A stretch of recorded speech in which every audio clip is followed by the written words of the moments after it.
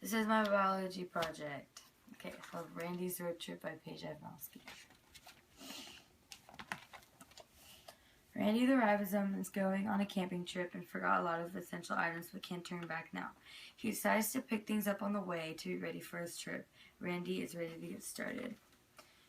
The first step is food from the grocery store, also known as transcription. Transcription uses help from the mRNA, the messenger strand, which goes to the nucleus to copy the code, which contains DNA. DNA unwinds at hydrogen bonds by helicase enzyme. Randy is still shopping at the grocery store, and here's what happened next. The code is copied at mRNA nucleotide bases pair with the DNA bases.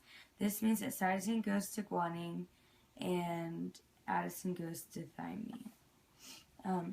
Randy is confused about what all these words mean, so he looks at the nutrition label. mRNA transfers code to the ribosome, then tRNA brings amino acid into the ribosome and positions itself. It also carries anticodon next. Next, it drops off amino acids until stop codon. Then protein is made. These are the complementary bases.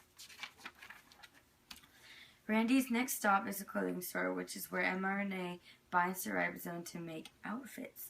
A tRNA anticodon carrying a specific amino acid binds to mRNA codon. Another tRNA binds to the next codon. Once peptide bonds join amino acids together, forming a chain called polypeptide. Ribosome moves down the mRNA in a 5-3 direction to read the next codon, and that's the polypeptide chain.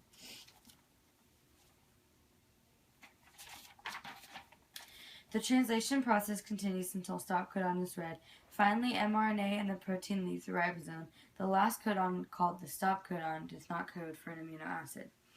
First two amino acids form a bond, and the first tRNA leaves the ribosome and goes back to the cytoplasm.